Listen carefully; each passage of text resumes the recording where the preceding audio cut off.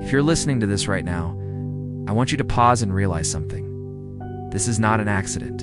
You didn't stumble onto this video by chance. This is your moment. It's the struggles you're facing with money, the debt that keeps you awake at night, the fear of never getting ahead. It's heavy, I know. Hear this. God's power is greater than your problems. Notice it doesn't say some of your needs. It doesn't say only if you're perfect. It says all your needs. You may feel stuck. You may even feel like you've messed up too much for God to help you. But let me remind you, there is no debt too big, no mistake too great, and no situation too broken for God to redeem. A budget isn't about restriction, it's about stewardship.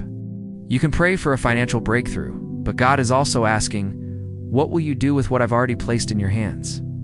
The first truth you need to understand is this: God is your ultimate provider. Philippians 4:19 says, "And my God will supply all your needs according to his riches and glory in Christ Jesus." When we're drowning in financial stress, it's easy to focus on what we lack. The bills, the debt, the missed opportunities. I'll never get ahead. Then you're agreeing with defeat. But God says you are the head and not the tail. You are above and not beneath. Speak abundance, not scarcity. Start small. Pay off one debt at a time. Celebrate progress, not perfection. But God is not limited by your bank account. He owns the cattle on 1,000 hills. It's the source of wisdom for breakthrough ideas. But every seed you plant in obedience, every budget you stick to, every debt payment you make, every time you give generously is preparing you for a harvest.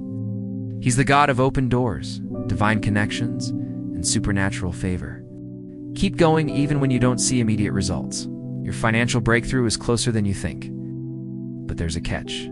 His provision flows best when we align with his principles. You see, faith is not passive. Faith is active. God works in seasons.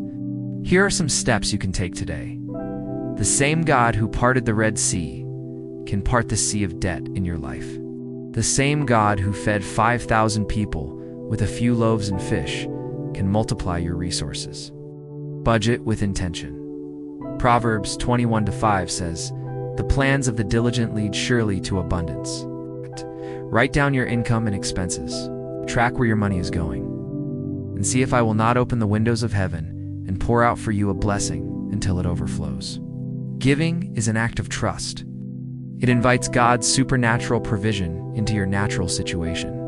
Break the debt cycle. Debt is a weight, but it's not your identity.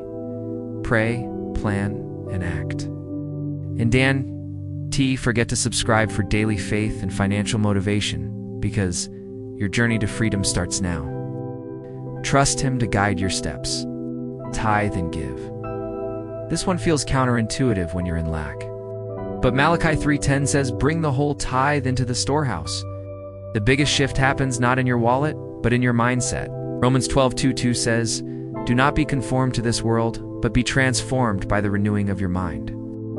If you keep thinking, "I'll always be broke," replace thoughts of lack with God's promises. "The Lord is my shepherd. I lack nothing."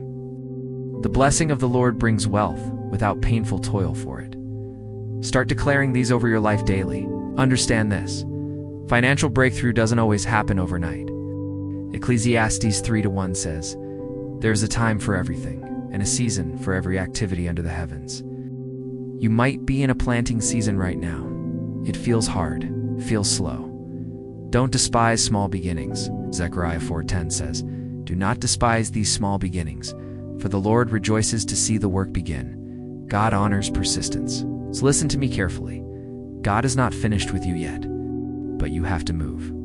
If this message spoke to you, type "I believe" in the comments as a declaration of faith.